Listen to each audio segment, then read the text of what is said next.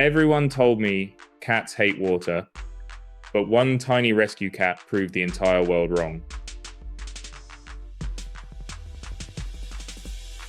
Someone once told me that cats hate water.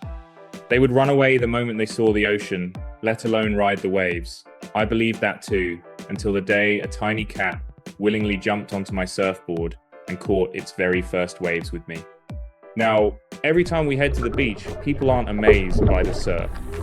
They're amazed by the sight of a little cat standing proudly on the nose of my board, enjoying the ocean as if it had been born for it. But very few people know that it all began with one completely unexpected encounter.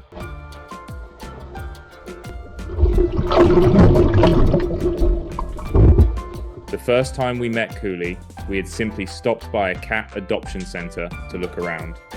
While the other cats were running and playing, Kuli was hiding beneath a bed, buried deep under a blanket. He watched us with eyes full of curiosity and caution. It took him quite a while before he finally gathered the courage to come out. What caught my attention was that Kuli wasn't distant like many other cats. Just a few days after we brought him home, he started following us everywhere. If I walked into another room, he'd trail right behind me. If I sat down to work, he'd curl up beside me. Even when I went into the bathroom, Kuli would wait patiently outside the door. One day, he even made me laugh by trying to follow me into the shower. Water splashed everywhere, yet he wasn't frightened at all. Instead, he stared curiously at the running water as if it were a brand new game waiting to be discovered. At first, I thought it was nothing more than simple curiosity. But then I noticed something even stranger. Whenever it poured with rain, Kuli would somehow push the door open and run outside. A little while later, he'd stroll back into the house completely soaked, looking perfectly calm and content. My wife and I looked at each other in disbelief. It was the first time we'd ever seen a cat willingly go out to play in the rain. That's when a thought crossed my mind. If he wasn't afraid of water, maybe he loved the ocean as much as I did. It sounded like a crazy idea. But we decided to give it a try. That weekend, we found a quiet beach with gentle waves and almost no people around. The wind was calm, and it felt like the safest place for Kuli to have his first experience. The moment his paws touched the sand, Kuli didn't seem scared at all. He wandered around for a long time, digging with his front paws and playing like a child discovering the world for the very first time. To him, the beach looked like one giant sandbox. After he had finished exploring the shore, I carried Kuli to the edge of the water.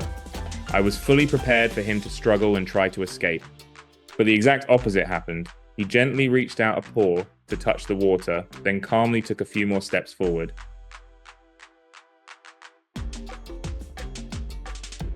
Just a few minutes later, Kuli started swimming.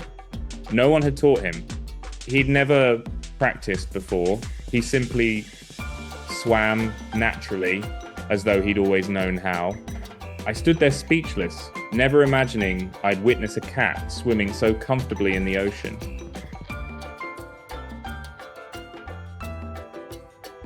My surfboard was still resting on the sand nearby. I carefully placed Kuli on top and paddled into the shallow water. We only caught the smallest waves. I lay down on the board to keep it steady, while Kuli sat in front of me, quietly watching the sea.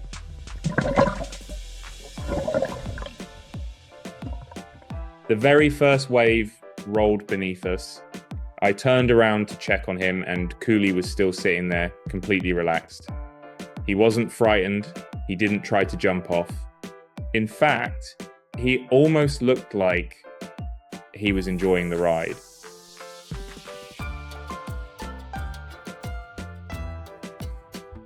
From that day on, we returned to the beach every week. I never forced Kuli to do anything he didn't want to do. Every step happened slowly. Only when he seemed completely comfortable would we introduce something new. To help Kuli feel even safer, I built him a tiny seat on the surfboard. I cut a boogie board to fit him perfectly. creating a snug little space where he could sit comfortably. It protected him from the wind and made him feel as though he were curled up safely at home. Once he became comfortable on the board, Kuli kept surprising me again and again. He no longer stayed in one spot. Instead, he'd casually stroll to the nose of the board and stand there like a real surfer, gazing out over the ocean while I guided us across each wave. Sometimes Kuli would even jump off the board into the water on his own. If I happened to be swimming nearby, he'd paddle straight over to me, circle around me a few times, then calmly swim back to the board as if everything about it were completely normal. Honestly, there were moments when I thought he swam faster than I did. My favorite part was watching Kuli's expression while we drifted across the sea. He never looked tense. He would simply stretch out on the board, close his eyes, soak up the sunshine, and listen to the rhythm of the waves. It almost felt as though the ocean was the one place where he found complete peace. We always kept a close eye on Kuli. Every surfing trip lasted only about an hour. The moment we noticed he was getting tired, we'd head back to shore.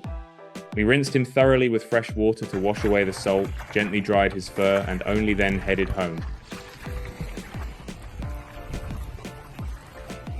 People often ask me how I trained a cat to surf. The truth is surprisingly simple.